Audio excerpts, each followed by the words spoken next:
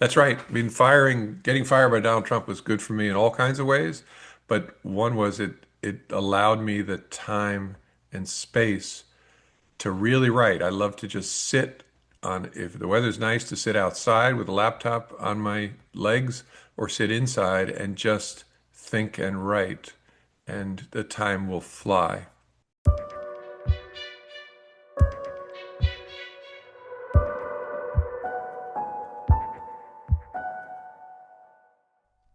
Hello, I'm your host, Paul Burke, and this is Spy Masters Podcast.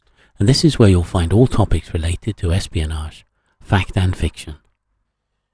And our topic today is The Red Verdict, the latest novel from the former FBI director, James Comey. This is a spy-stroke legal thriller. An executive at an American arms manufacturer is murdered.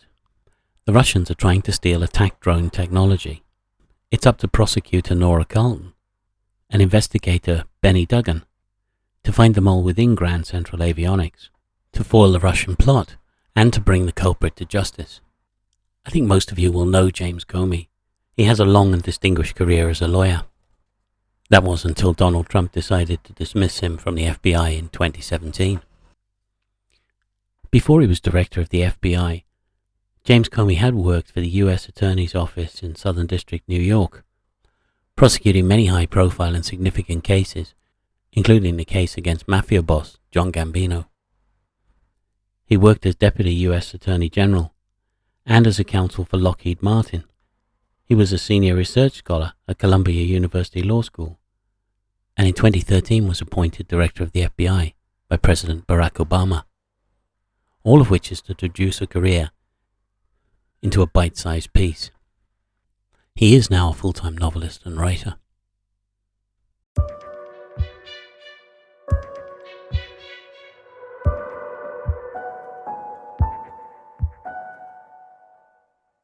Hello and welcome to Spy Masters, James.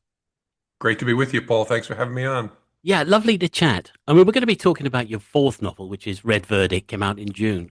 And that's your Nora Carleton and Benny Duggan novel. Just before we do, I wonder if I may, could we talk a little bit of the background perhaps? And people will know that you were director of the FBI, long-term lawyer. I'm kind of curious in a way about what it is that set you on that path in the first place. You know, why did you choose that route and why did you want to be a prosecutor? How about we start there? I stumbled into being a lawyer. In university, I thought I wanted to be a doctor until near the end, and then realized it didn't fit what I thought I did well. And I knew I wanted to help people, some sort of service. And so went to law school with that as the idea, but still not sure what kind of lawyer I Right. wanted to be. And then the year after I finished law school, I worked for a federal judge in Manhattan, and he would let us sit in the courtroom and watch things that he thought would be interesting for us to see. And one day I sat there watching the US government try to hold without bail the boss of one of New York's five crime families. And I was mesmerized. And I'd always hated bullies. And as I sat there watching two young prosecutors argue that this man was not a risk of flight, but he was a danger to the community and so should be held without bail, I thought, these are the biggest bullies I've ever seen. If I could be part of this, what a way to live. So I called my girlfriend, now my wife of almost 40 years, and said, I know what I want to do with my life. She said, that's wonderful. What? And I explained, and then the journey began. Yeah, right. And did you still have the same enthusiasm when you went through your career, you know, all the way up to director of the FBI? I did, especially in the FBI job. There were times when I wondered whether I should not have answered the phone when the Attorney General called me in Connecticut and asked me to come speak to Barack Obama, who I didn't know about being FBI director.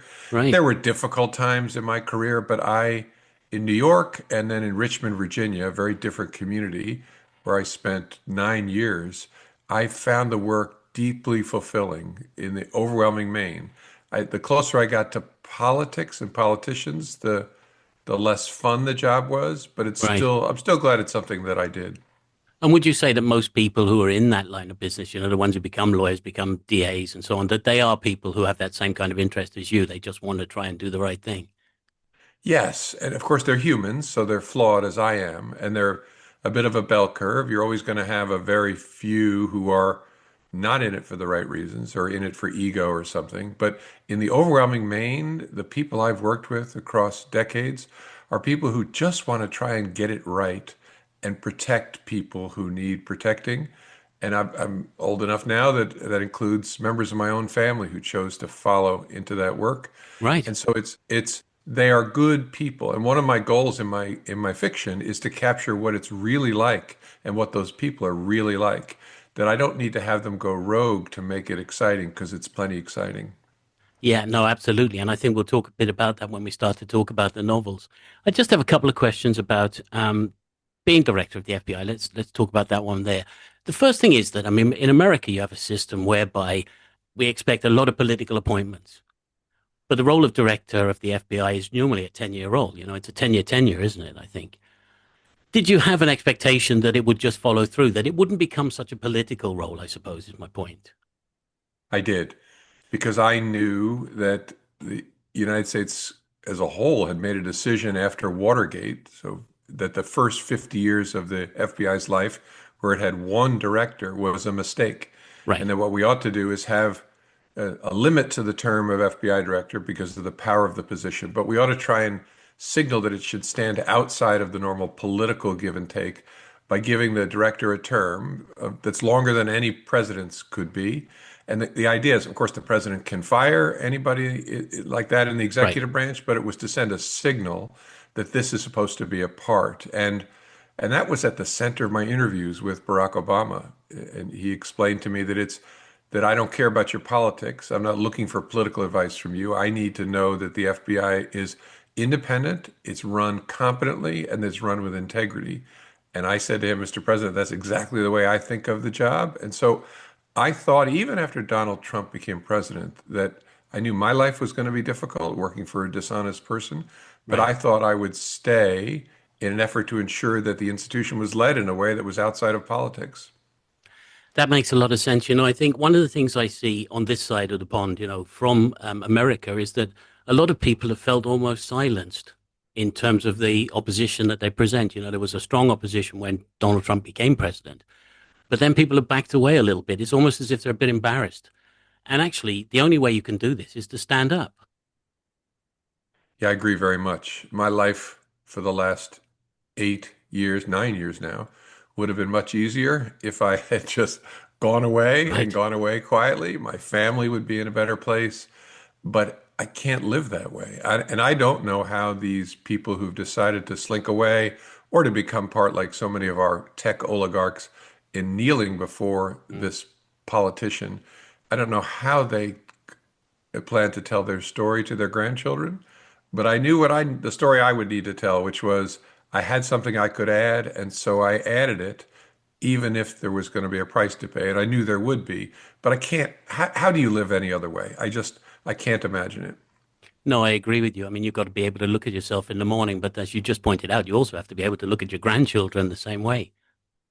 Yeah, I want them to know. I have five. They call me Pop. I want them to know that Pop spoke when the speaking was needed, and Right. that Pop cared enough about the institutions and the rule of law in America to speak about it and defend it. And it is one of the priceless parts of democracy in America and in the UK. And if that's not worth speaking up for, if that's not worth defending, no matter the cost, I don't know what is. And so, again, I've not walked in other people's shoes, so I try to avoid judging those who've decided to remain silent. Mm. But I'm not that kind of person. I wasn't raised to be that kind of person. And I don't want my grandchildren to be those kind of people. I want to set an example for them. Okay. Talking about the director role of the FBI and in fact, generally about the role of the FBI, in terms of what the priorities were, what would you say they were? I mean, these are huge issues, aren't they? Yeah, obviously the FBI's top priority during my tenure was counterterrorism. Right. And then close behind was our need to protect against all manner of threats that came through the what we call the cyber vector, because our lives had moved online. So many of the people who wanted to hurt us, steal our secrets, damage our infrastructure, came at it through the digital vector. So cyber was a huge priority. Then a big part of our priority that's not talked about is counterintelligence, trying to Right. protect America, which is what the current book Red Verdict is about, trying to protect America and its allies from the threat posed by adversary nations that is below the waterline, not the thing you see in the news every day. Yeah, it is. It's something that passes under. It's something that passes under here too, and I think we can talk about that when we start talking about the book. But it is why I wanted to get at what the role of the FBI is, and those top priorities, because it goes directly to what you do write about in Red Verdict. One more question on the FBI in that it's that lots of resources have been diverted, lots of things have changed under the Trump administration, and I think it's a question of good people do their job and they do their job to the best of their ability, but they're working under very difficult circumstances and a kind of capricious way of governing that changes responsibilities and it changes objectives. It must be very difficult. I suppose I'm kind of asking how you feel for those people who are in that position now. I think the current employees, overwhelming main of them in both the Department of Justice as a whole, which includes the FBI and the FBI, are suffering, trying to get through 2 more years of this before the institution can be rebuilt. And they're trying to do the job in the right way for the right reasons. And I hope they stay and are able to do that because I said to someone at the bottom of every barrel, there are still some apples. They're bruised and not the best fruit. So if the good people leave, they will be replaced and be replaced by people you probably wouldn't otherwise want in those jobs. So I hope they stay. I know they're suffering, and I'm grateful for their sacrifice. The FBI has long decided what to do through a very disciplined process called Hmm. the TRP, the Threat Review and Prioritization Process, where we decided where to send our people to do what for very, very detailed, and I'll spare your listeners this, but logic-driven decisions about where should we be, how should we measure success, and how should we change. And we would do that every 6 months. And it did not include things like immigration enforcement for the Right. FBI or street crime enforcement for the FBI, because those things were addressed by other parts of the law Yeah. enforcement establishment. The FBI has long tried to do those things that only we could do and that we could do best. And I don't have visibility now, but I seriously doubt that that process is being followed with the rigor that it has been for decades. No, right. I mean, I'm an outsider, so I can't say directly, but it feels like that's true. Okay, let's move on a little bit because I do want to talk about the novels, of course, as you're writing. And I'm just wondering, I mean, we've spent a lifetime working in front of juries, and is it about storytelling? So is that sort of a way of getting into this, novel writing? Was it sort of a natural sort of thing to follow? I think so. I think all of life is storytelling Yeah, all to right. try and derive meaning from what we see around us and then communicate to others about what we're seeing and what we hope they'll take from it. But I've always been in my role, I think, in my family, there were 4 children in my family, was I was the storyteller. I would see Right. things during the day and then tell my family at dinner what I had seen and try and tell it in a way that's amusing, that holds their attention because they love me, but they're not going to listen forever. And and so I did a lot of journalism in school and enjoyed seeing and trying to make sense of things by putting it together. And it's interesting. I hadn't thought of the connection to juries till you mentioned it, but I loved taking a complicated case and being able to explain it in an honest way and in a Right. way that held the attention of listeners, most importantly in a trial, the jurors in the case. And so, yes, I think that's just part of who I am. I notice things, I like to see things, and then make sense of them by organizing it in a story. Yeah. And when you initially started writing after leaving as director of the FBI, you wrote a memoir and you wrote a book about the Department of Justice as well. Um, but I understand that you were perhaps a little reluctant or maybe had to be kind of coaxed into writing fiction. Would that be true to say? Yeah, and you're kind. I would be tougher on myself. I was a bit of a jerk about it, that I thought when the idea was originally proposed that fiction was somehow beneath me, which is stupid. I can see that now, but I thought, well, I held very serious positions and I wrote serious nonfiction books, and I was totally wrong. And I can see now, looking back through 4 books, that first of all, I love to write, but I can Right. show people places I've been, institutions I've known, people I've known through fiction more easily and I hope in a more compelling way than through nonfiction. And so, yeah, I had to be coaxed as a Nice word. I had to be pushed into it. And once I tried it, I have found it addictive. Was it? I wonder about being alone. You know, the fact that when you're a writer, you're in a room, it's you, page in front of you, or computer in front of you, and you've got to do your own thing. Was that a sort of a refuge, maybe? I mean, you had this whole life of working with people in offices and being part of a team the whole time. And of course, there was other pressures in life, and you have family, but this is your own time. Was that something that you took to? Yes, very much so. Another thriller writer described himself to me early on as a socially adept introvert. And that's what I am, that I can do public events, I can do shaking hands and meeting people, although I could never bear to run for office. But I always found it draining, that I Mm. loved to then go to my office or go to my home and just sit there and not talk to anyone except maybe my family. And so yes, I found it a refuge, but also something that fits my personality in a really good way. Yeah, in a surprising way, I suppose you wouldn't have had that time before to actually know that, would you? That's right. I mean, getting fired by Donald Trump was good for me in all kinds of ways, but one was it allowed me the time and space to really write. I love to just sit on, if the weather's nice, to sit outside with a laptop on my legs or sit inside and just think and write, and the time will fly. Right. We'll talk about the novels individually, and then, of course, this one in particular, talking about Red Verdict. I'm curious about the overall arching maybe idea that you had. I don't know whether this is what you had when you started. I think it was maybe, but it's about some of the things you wanted to express with your fiction. So you wanted to show people what the legal system was actually like. You wanted to show, I suppose, in a way that we just take it for granted in some senses, don't we, as citizens, that our legal system will function and that it will carry on. But you get us right inside that with the novels.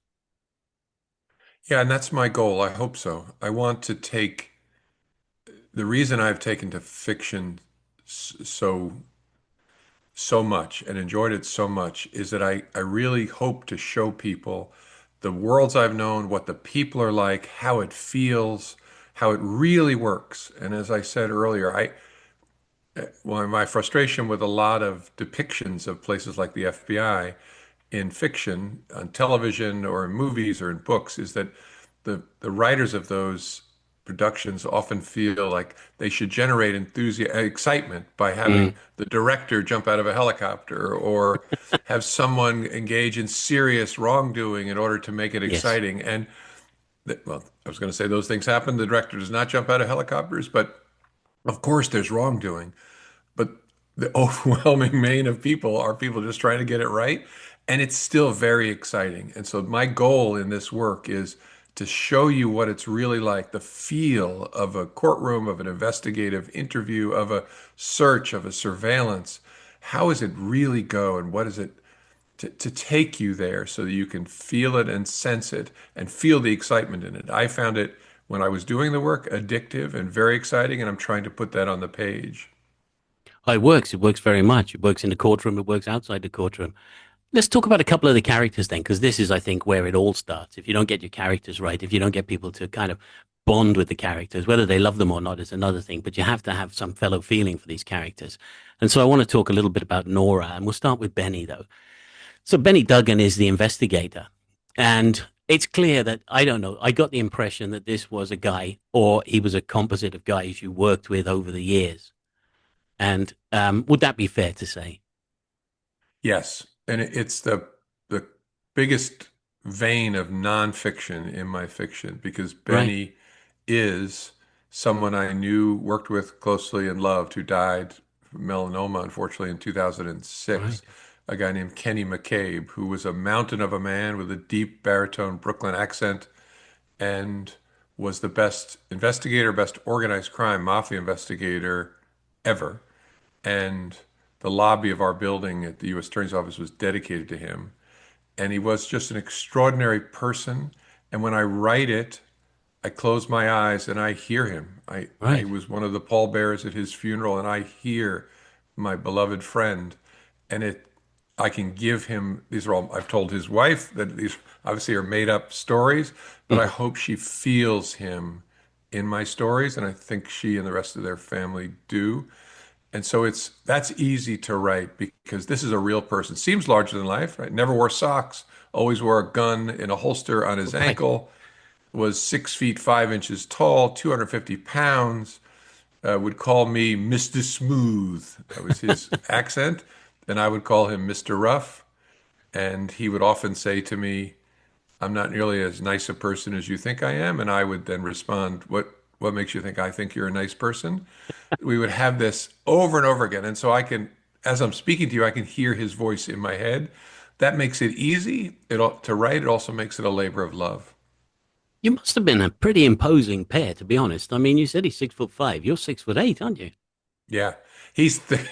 Kenny was thicker than I, much thicker and much, much tougher. He would, when I was U.S. attorney, he would drive me to the airport when my family was still living in Virginia after I first became. And Right. so I would, U.S. attorney, so I would fly home commercial, I would pay for it, and he would drive me on a Friday night. And Friday night traffic in New York is very difficult. Right. And it would be the most anxiety producing trip because we'd always be late. He'd be driving on the sidewalk, he'd be driving in the wrong way down streets, he'd be screaming out the window. He had this expression, which I try not to use too much in the book, but he would yell an expression. I don't know what it means, but he would yell at people, his fellow New Yorkers, that they were motherless fucks out the window. And then we'd pull up, screech to a stop in front of the airport, and he would turn to me, calm as if he's just watching a lake on a Sunday morning. He would turn and say hello home. Give my greeting to your family. And I'd say, thanks, Ken. And I'd get out. I'd be shaking walking into the airport. So you And so I needed the could flight to kind of recover. to relax. But that he was a much more, yeah, he was a more physically aggressive person than I. And yeah, and obviously there's all kinds of stories about him that I haven't yet used, but he Right. was respected in a weird way by La Cosa Nostra, that he was, there was a story that was told throughout law enforcement about a young mob person saw him on surveillance and spit at his car, and that the spitting was seen by a more senior member of this La Cosa Nostra family, who immediately grabbed this person and slapped them Right. and said, "Don't ever do that to Kenny McCabe. Don't ever treat him that way." Yeah. Real And so there respect. was this, they knew him, and so no one was intimidated by me in that way or respected me in that way. He built a record by the way he acted, but also the way he conducted himself, carried himself, that was pretty remarkable. He does feel like a great character in the book. And I think the other thing that comes across is the relationship. It's not just that you've got an investigator there that Nora uses to get information or to go find something out. They're a partnership. It's a team, and they work really close together. And you can feel trust, and you can feel, respect in the sense that she'll ask him advice at times, and know that she could at least listen. She might not take it all on board, but she'll listen and figure out what he's doing and what he's saying, and see where it fits into the picture. Yeah. And I hope that comes across. And that again is true to life because I was very close. And that part of Nora is me. I was very close with Ken, and yeah, this underneath the gruff exterior was a warm person. And I was able to connect with that in a way that part of what makes it so painful that he's gone. Mm. And and I try to convey that to the reader through Nora's interaction with him. Is that a comfort to you then to be able to sort of represent him in the book? It is. It is. It's a way to honor him. Mm. And I thought about writing a nonfiction book about him because there's so many just stories that are so incredible that if you put them in a thriller, your editor would say, "No, this is No. fiction, but don't write things like that." But yeah, so the opportunity to honor his memory is, yeah, something I treasure about this work. And then moving on to the other side of this partnership, as I said, that's Nora Carleton. Let me start with this. I do wonder because I know that you based it on your daughter, and we will talk about that. But you've also said that until you created this female character, you weren't really getting very far, I think. Was that because you personally, in a sense, were getting in the way? As your personality or your experience and all that, it was almost as if you wanted to put you on the page. Yeah, I think that's right. And and the ego around that felt off to me, and Right. it left me feeling uncomfortable. And and so when I was writing, started writing the first book, Central Park West, I imagined the protagonist, the prosecutor, as a mini me, Right. and and it just didn't feel right. I was really stuck. And as you said, I unlocked once I switched it to a female character and started to think about that character, which is inspired by my oldest, was a federal prosecutor at the time and was trying a very prominent case in the Southern District of New York in Lower Manhattan while I was writing that. And and obviously I brought in parts of my other four children, and so I could close my eyes and write that thinking of my family, and it unlocked something. It got me out of the way. I could use pieces of me. My dialogue with Kenny McCabe became Right. dialogue between Nora and Benny Dugan, but it took me out of the way, and that freed me up. Yeah. Let's talk a little bit about the character then. I mean, how would you describe Nora as a character? Is it a tenacity, a sense of justice? What do you think makes her stand out for you in the first place? I think that she is a good person trying to get it right. And obviously, Benny is more cynical, sees much more darkness. And a lot of the book is Nora struggling with her own perception of increasing grays, that seeing that things don't make sense or Mm, things don't seem right to her, but always trying to get it right. And so that's one element I really try to convey. The second is that she's a parent trying to do right, the of work course. that's the most important work in her life is raising her daughter and balance that with what she's doing at at her day job, so called. And so trying to show the complexity of that these people aren't one-dimensional characters. They have lives, they have problems, they have difficulty with relationships. Trying to have that be a feature of the Nora Carleton character is really important to me. Yeah, because I mean, one thing about the school, and at one point she moves to Westport as well, so there's that issue. But the issue of finding a school for your daughter is something, isn't it, in the book? And it's something that everybody outside, of course, us as readers can identify with. Yeah, I hope so. And I try not to spend too much time on it, but I want to offer a complete picture of these public Mm, servants, not making up spectacular controversies in their personal lives, but showing that they're real people trying to be good parents, good partners, good daughters to their own aging parents, and while also trying to do a very, very difficult job.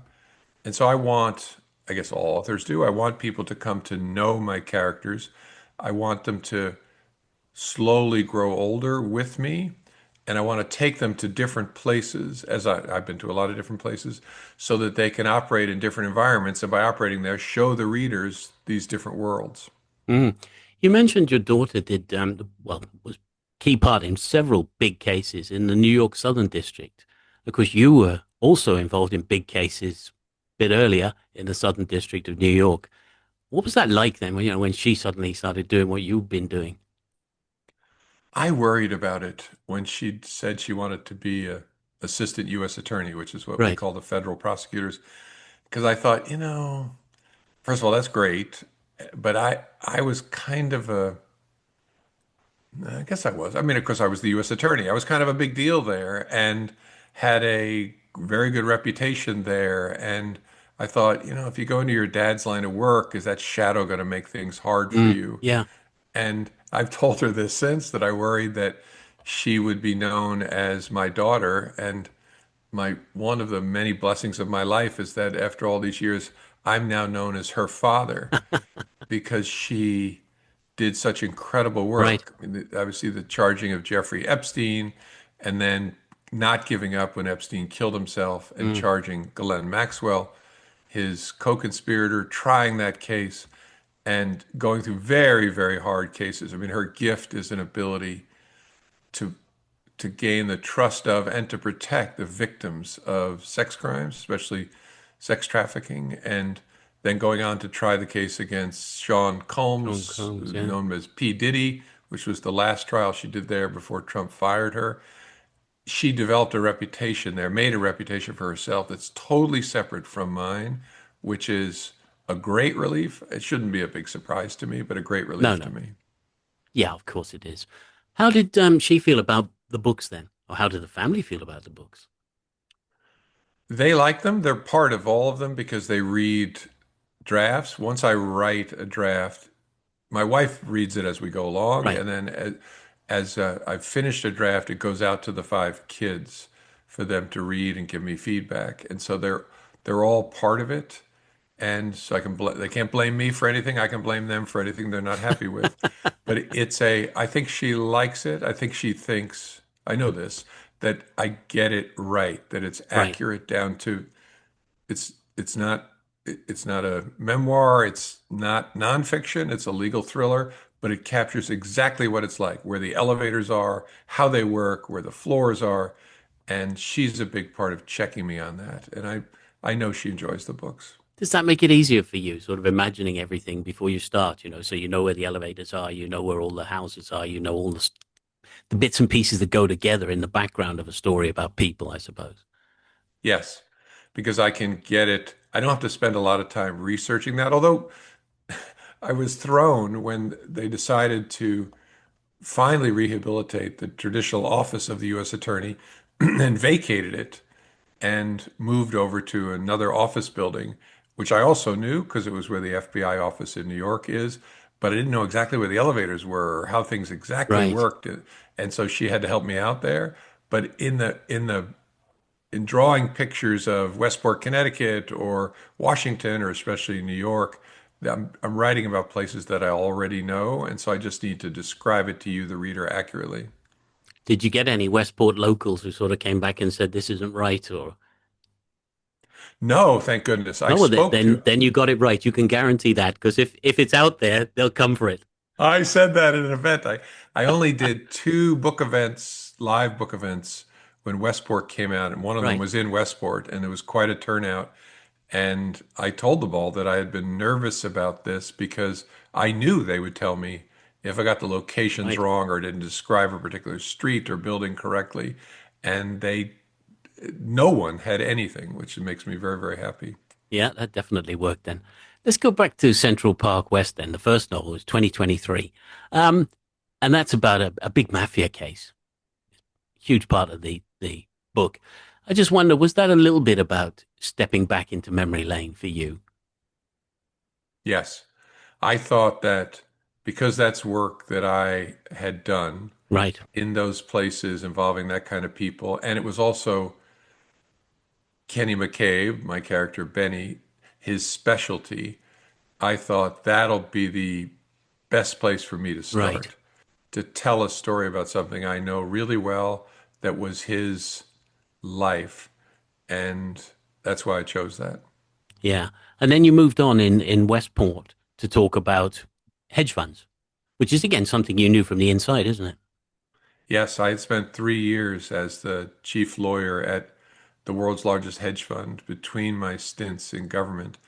And I thought it would be fun for me and fun for readers to go to a different place, to take Mm. Nora outside the government and write a story. It's a different kind of story. I mean, it's not an Agatha Christie, but it's just different. And again, I don't want to write formula books. I'd like each book to be, the characters to be familiar, but Hmm. the kind of story to be different. And so that's why we went to Westport. And that's why after Westport, we had her come back and do a different kind of case. Yeah, well, again, I'm getting somewhere with this, as we go along. But FDR Drive, of course, is sort of about free speech and it's about extreme nationalism and the kind of things that we see around us. So I think what I'm getting at here is you're building a picture. We started with big crime, big mobsters. We've talking about hedge funds, and there's a lot of financial shenanigans that go on in the world. We know about that. And now we're talking about things like those political movements that underpin, and we'll get on to what Red Verdict is about. You're sort of, I suppose, in a way, building a kind of chronicle of what's going on in America in this part of the 21st century. Yeah, I bet, sure. That I'm trying also to pick things that are going to feel current. Mm. I had a reader pay me, I think it was a compliment saying that she had stopped reading of FDR Drive because it felt too real and it was Right. too depressing. And I said, just get back in, hang on. You know, I'm not going to leave you with a bad ending. Hang on. But yes, so I'd like to write about things that I care about and that I hope Americans see and care about.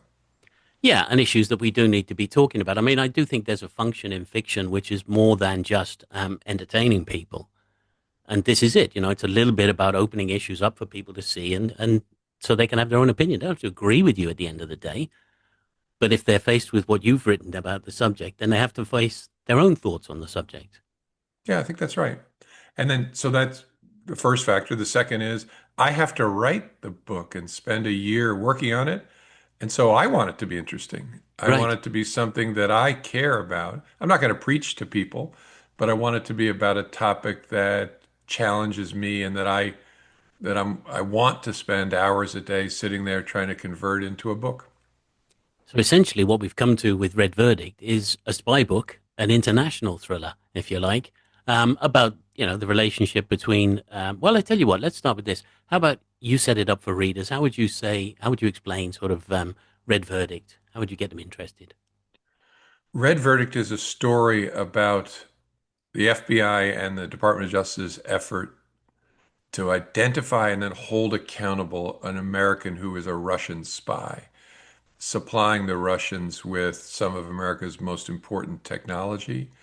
And and so it's different than other my other books too, because it will be obvious early on who the bad guy is. Right.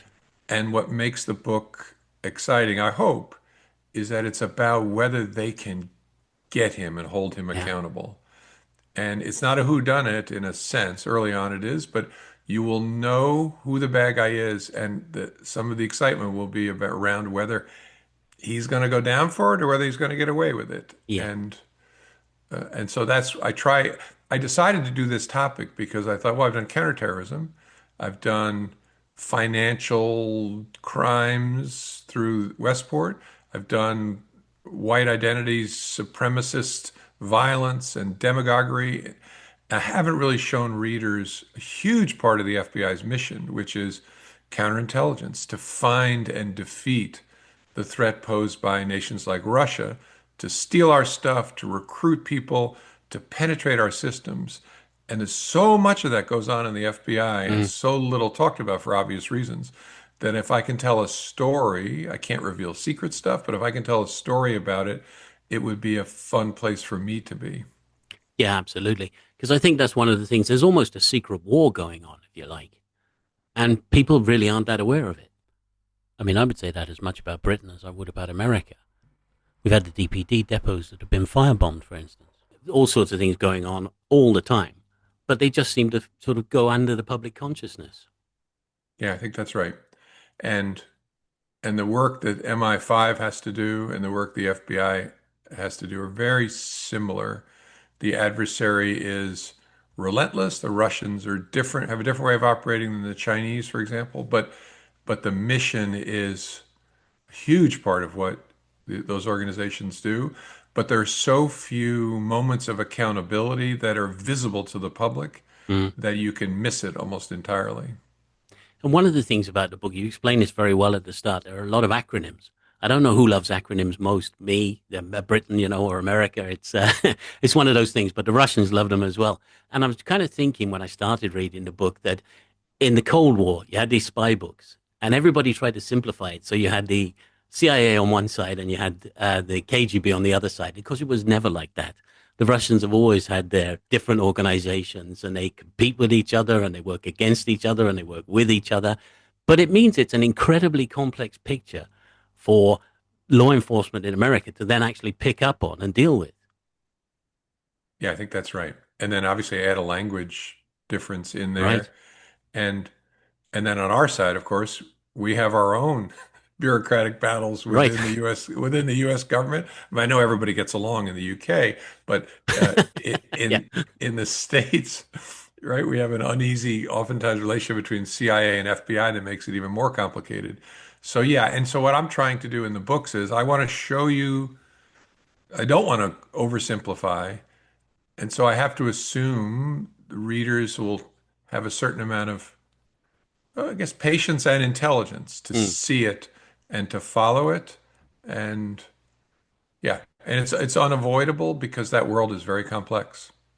It is a very complex world. I mean, if you start, for instance, with the firm at the heart of this, when we get going, and there's an employee who's murdered, and I'll talk about that a little bit in 1 second, but it's Grand Central Avionics, and it's the whole world of companies buying companies and shifting. You know, it's quite an incredible just that structure of business when it comes to the military industrial complex, isn't it?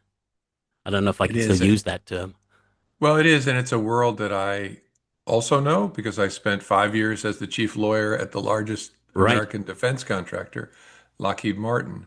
And so I saw a lot of that, the Byzantine structure of what they called heritage companies that had been put together to create the conglomerate and right. then divested at various times and spun off. So I've tried to capture a little bit of that world as well in Grand Central Avionics. And the murder in the Which was, let me just say, yeah, which was a nod to a real company called Grand Central Rocket Company, right. which was a 1940s and 50s rocket developer that became part of Lockheed Martin years later. Right, yes, I see. So, talking about the murder itself that kicks the book off, it's done in such a public and brutal and exemplary. Yeah, you know, it's done in such a way as to be public, to be in your face, to be aggressive. It's not like trying to hide something. It's the poisoning by Novichok. I mean, why do you think the Russians are doing that? Well, that's your UK readers will know that Right, that is taken from real life in the UK, yes, the use of Novichok to kill, the uh, Skripals. yes, and to send a message. And it's the same reason that oftentimes the mafia will do a public killing to send Yeah, a brutal message that we are here, we are enforcing our rules, and if you break our rules, we are going to punish you for it. So this is the Russians trying to send a message that's that same sort of brutal public message of deterrence that they do from time to time. yeah. And I mean, it sort of says as well to American system and Britain here, as you point out, with the Skripal killings and, well, Navalny, of course, there's the Navalny case, which you mentioned in the book, that happens within Russia itself. It's also about sending a message. We don't care. We don't play by the rules anymore. And we don't care that you know that we don't play by the rules anymore. Perhaps that's true. Yes, be afraid, be very afraid. Yeah. We are not cabined in any way. We will come for you, we'll come for you the way we wish and at the time and place of our choosing. And part of that, of course, is now that we have the spies, the official spies, the ones who work for Russia. Then you have now Knox, you know, these non-official cover agents, and also now co-optees, a third category. And we see those operating around the world. Again, we've had cases recently in Britain of people who've been brought to trial acting for the Russians, but they've basically just been employed on a contract. You know, they've been given money to do bad things. And again, that just complicates this whole picture for law enforcement. Yes, and it remains an enormous part of the responsibility of organizations that are supposed to be identifying those people and finding ways to mitigate the threat that they pose. And I think it may feel old-fashioned to people that it's a John le Carré, it's your father and grandfather's spy game. Right. No, it's not. It's alive and well today, Yes. and it will be as long as nations exist. The tools they use are different, but one of the points I try to make in the book is the tools are often the undoing of complicated spy Mm. operations because digital dust is so well, it's everywhere and it's so easy to trace that I try to show spies trying to use older tradecraft so as not to be as easily tracked in a digital era. But people will look to steal information on behalf of nations, either because they want the money or because of some sort of misplaced sense of loyalty to a foreign Mm. government. The work will go on. It goes on all the time. And the tools they use will change, but the work doesn't. Do you feel there's an element of destabilizing or trying to destabilize the American system and in this case, perhaps probe for vulnerabilities as well. Yes. And one of the, to go back to the bad old days, the 2016 presidential election, one of the goals of the Russian interference was to undermine faith in the American democracy, to try to not only cause confusion, but to cause Americans to doubt whether the system was fair, whether or whether it was corrupted, to destabilize. And that operation, those kind of operations still go on. Yeah, absolutely. I've been talking in general terms because I didn't want to get into the plot. So I think, these are the issues that are in the book, but and people will get that once they start to read the book. But I didn't want to say too much about what is actually Good. going on. But of course, what essentially starts in the book, because we're outside the court in the first place, we have to find out what's going on. It's about who is spying and what are they actually spying? What is actually going on before you get to the stage where you have to think about, well, then how do you catch them? And that's sort of the next stage. And that's the case that Nora and Benny are working on, isn't it? Yes, that it's that's another part of the world that people don't see much, which is if the government decides to use the criminal justice system to try to incapacitate a spy, how do you do that Mm, without revealing secrets that do even more damage to the government, to the country? And it's a very, very difficult process. And I try to convey it in a way that is completely accurate, but right. without getting bogged down in details. And readers will have to judge that for themselves. But I think we get it. I get it right in the book. I know I get the details right because I didn't want my friends to say, "Oh, you got this wrong. You got that wrong." I've spent a lot of time trying to make sure that the process I describe is the way it really is. Yeah, I know. I get that sense. I think you can tell that in the book that when you're writing it, you care about whether you don't, it's not about putting the details down so everything looks exactly the way it does in any particular day in a courtroom. But it is about making sure that you convey what is the essential truth of it, if you like, that it could happen this way, that this is the way things would work, rather than, let's say some more exotic writers who might decide they just want to write a courtroom case and write it any way they feel like writing it. Yeah, and I can't do that given my background and also my circle of friends and family. I No, would I suppose never, not. You get pilloried straight away, wouldn't you? I'd never hear the end of it. What about there's an interesting factor in this case, and it leads you to there's two trial strategies. When we get to the trial case, you've got the strategy of the defense and the strategy of the prosecution. And you lay those out so we get a sense of what's going on here the whole time. Now, I don't want to talk to people about that, but there is an interesting factor in this whole thing, and that's that if you did a case, you would probably, and there was a domestic case, let's say, you'd follow it all the way through and you'd go all the way to the end line. So whoever was committing a crime, for instance, who they were committing it for, you'd get to the person they were committing it for and follow it through the whole process. The difference here is, of course, because it's Russia and it's spying, you can't actually get to that end point. So you pick up on the American guy. It's just a fascinating complication that they are faced with the trial. Yeah, it requires maybe a systemic humility and understanding that our ability to use the criminal justice system to address the threat is both real and limited for the reasons you said. You can get the person in front of you, but you're never going to be able to change in any significant way or address or reveal some more truths about the organization that they're part of or the country that they're working for.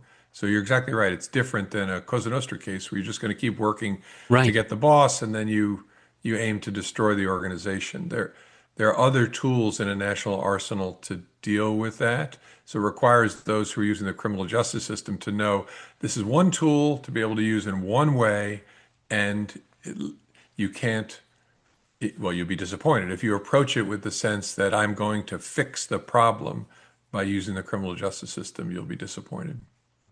How do you feel then when you do the courtroom scenes? It's sort of like the novel. It doesn't break down into different parts, but there are different parts of the novel. And we get to the point where we're talking about the case being tried, and it does feel like a whole story in itself. And it builds around the court case. Um, what's that like then? Actually doing that, I suppose there's a danger as well of worrying about telling too much or making it too procedural, maybe. Yes. I have to keep it accurate and also digestible. That a lot of time in courtrooms is a little bit boring. Right. There'll be delays, there'll be sidebar conversations with the judge that go on for a long time. And and so I try to leave that kind of stuff out to keep the pacing Mm. moving along while also having the dialogue and the feel of it be accurate. And that's something I worry about as I write, and then I crave feedback from my family. And then I have a circle of friends who know this business who read it next. And I ask them to make sure that I'm doing that in the right way. The, You get there's, you get a pretty good amount of expert feedback. yeah, there's probably 8 people regularly Right. read and give, and they love me enough to tell me the truth, which is wonderful.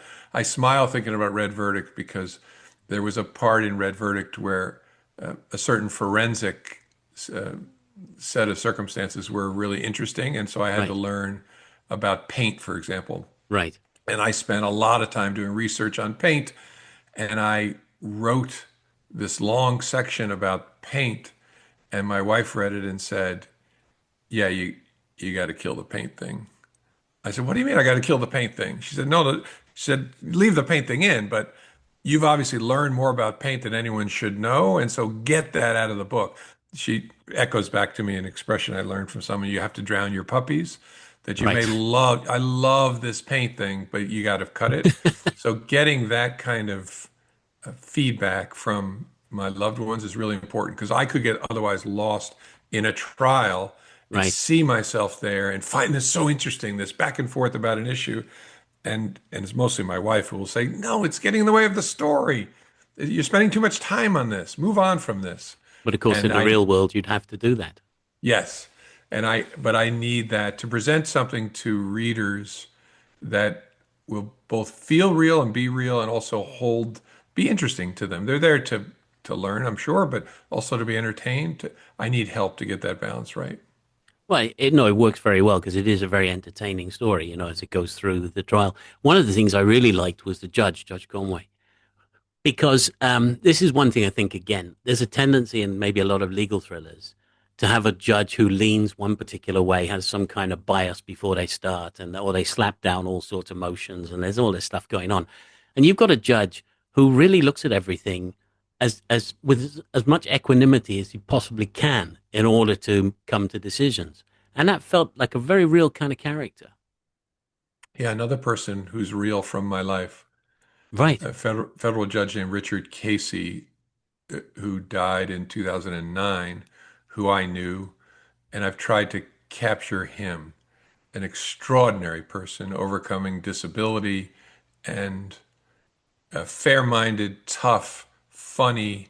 And I've tried to, as with all the judges in my books, I try to pick judges that I've known Mm. and close my eyes and write them and hear their voices.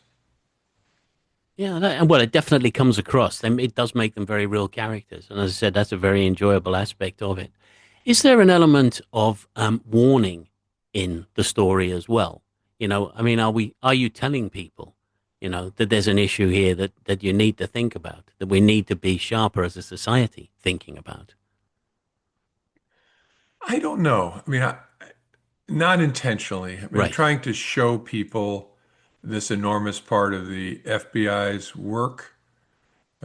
Actually, I think it might be a useful message to the folks in the UK and Yeah. throughout Europe to understand the threat that the bear poses, and that it's not your grandfather's threat that's now gone away. It's very real. The threats to the infrastructure of throughout Europe are real. Pipelines, cabling, those sorts of things. And so, but that's not why I'm writing it to send that message. I'm writing it to show this is a real part of the work the FBI does today. Yeah, and it does come across that way. Are we at the same time as a society, or as a world, in fact, kind of going back into a new Cold War, if you like? It's almost as if we thought the work was done in '89 when the wall came down. I don't think anybody anticipated the world will be back where we are now. I think that's right. And I hope that people see that. The war in Ukraine has brought that home, I think. in a lot of ways to audiences on your side of the pond. Sometimes I worry that Americans don't see it clearly enough, but Donald Trump, in all different ways, has helped Americans see problems and threats, Mm. many of them posed by him personally. And so I think that we are, yeah, I mean, the Okay. world is still a dangerous, unstable place in a lot of ways. And we're seeing, Yeah. at least in America, we're coming closer and closer to seeing that. No, I think what we're seeing as well from an outsider's point of view now, from a rest of the world point of view, if you like, the kind of instability we feel now because we don't feel the same kind of from America, we're not getting a kind of standard message, because Donald Trump changes his mind and it goes from one week to another week, it's something else. And it's very difficult to deal with that. So obviously that increases the instability that exists in the system as well. But I mean, you are fairly confident that we can get past this period, and that we can get back to looking back to a better America, America that deals better with the issues internally and externally. I think so. It's going to be a very difficult 2 years. An aging, increasingly incompetent, wounded narcissist as your president is going to make for a very hard 2 years. But America will recover, and America's role in all kinds of places and times makes too much sense that we will recover and slowly rebuild relationships and trust. And but it's gonna take time. But I'm confident we are going to recover from this. I actually think that without intending to, the MAGA crowd is hastening a U-turn that I'm told often follows authoritarian attempts. Right. You're seeing in a place like Hungary. I think the U-turn in America is going to be enormous because there's such a hunger to be better, to fix so much that's been broken by this crowd that it'd be an exciting time. And I've told a lot of young people, I envy you, those of you Mm. who are interested in public service, because you're going to enter public service at a time when there's a hunger that we haven't seen in this country since right after Watergate to fix things, to make them better, to learn from the pain we've just been through. So I'm optimistic about America. No, that's good to hear. And I think you're right. I mean, sometimes you have to go through these bad periods to actually appreciate what's going on. And then that's what leads you back to the delight, if you like. Yep, and then we'll do it again in 50 years Yeah. and we'll screw everything up and then we'll recover. I mean, I've often described America's, if you graft our progress against our values and ideals, we're an upward sloping line. We're always Mm. improving, but it's not a solid line, it's a jagged line. America makes progress, we retreat and backlash. Then we make progress, then we retreat, then we make progress. The good news about America is our progress always exceeds Mm. the prior retreat, so the line has a positive slope. So we will recover from this period of extraordinary pain and stupidity and evil, and then we'll make great progress, and then we'll find a new way to retreat. Yeah, absolutely. No, I agree. And I think that we feel the same way in Europe about that progress here too. It goes the same way. Just a couple of questions about the book, because I should have talked about that a bit more as well there. One of the things that struck me about the novel as well is the dialogue. You get us into conversations, and it's almost like we're in the middle of the conversation. That's where we are. We're actually in the room between the characters, which is a remarkable skill because that actually it makes you a part of the book as the reader. So that, does that come naturally then? I think so. I think I've gotten better at doing it and and using conversation, using that fly on the wall perspective that I'm trying to offer the readers to move the plot along without telling the readers how we're moving the plot along. Right. But yeah, I've always enjoyed watching people talk and the way in which they talk and the way in which they connect with each other. And and I don't know why that is, but that's always been part Right. of me and how I interact with the world. And so I try to sit there and be in the room with the reader and hear the conversation. And so I'm drawing on conversations I've been part of and the feel of rooms that I've been in. And then I get help from, again, where my family, especially my spouse, are really useful to me. They're useful to me in all kinds of ways, but especially Of this one. course. They will read it and say, this scene doesn't feel right. It feels off. Mm. And then I'll get into it and try and understand. So what is it that's striking the reader that way? and I spend a lot of time trying to get that right. Yeah, well, it really works because I think, as I said, with the characters, you're sometimes asking the questions yourself that the character is asking. It's almost like you're anticipating where you're going, because you are involved in the conversation, which is always a fascinating. If you've done that, you've got people to buy into the characters. That surely is the essence of getting people to read the books. Um, what about more Nora Carleton? Are we coming back, or where are we with that? Yes, we've got another year of Nora next spring, early summer. The fifth book will be out, which I've already done, which takes her to a different place. It takes her to another place that I know. I'm trying to Right, follow the advice to write what I know.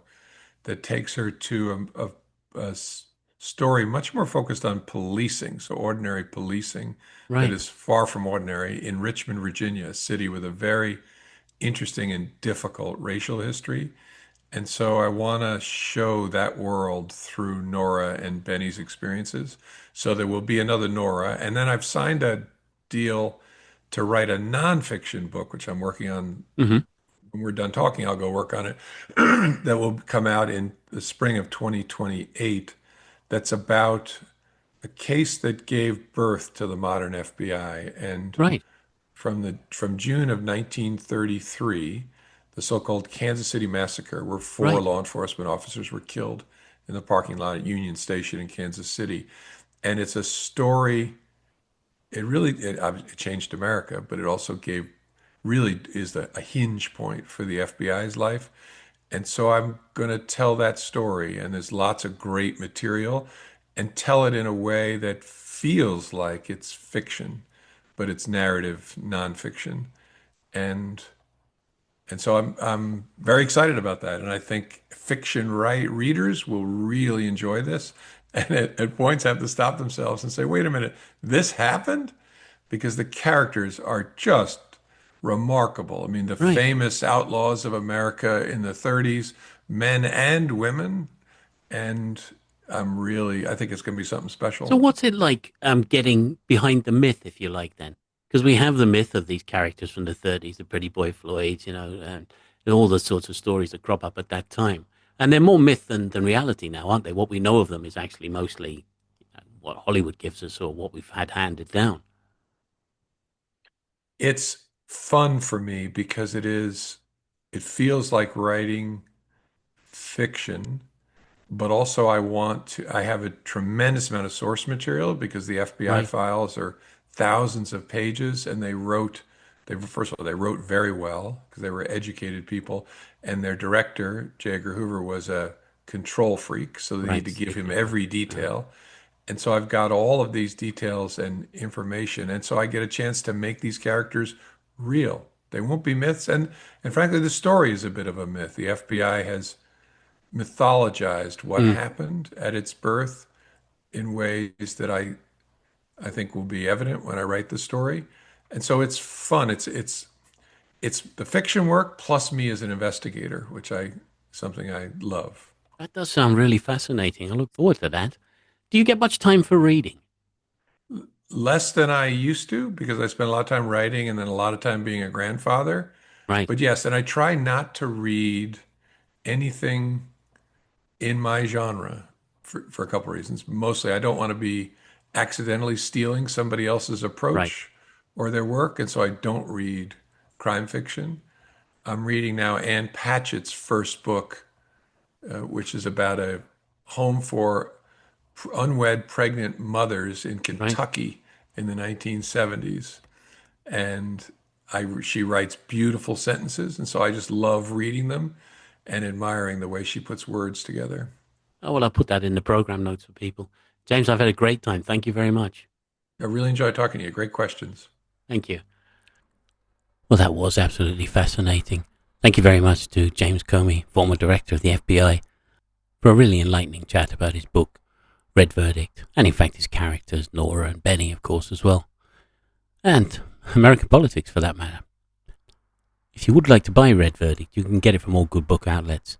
If you want to get it from us, you can click the link on the program notes, and you can get it there. If you've enjoyed the show, please rate and subscribe with your favourite podcast provider, as that helps us to bring you these interviews. And I'll be back with another show very shortly. But But in the meantime, bye for now, and thank you very much for listening to Spy Masters.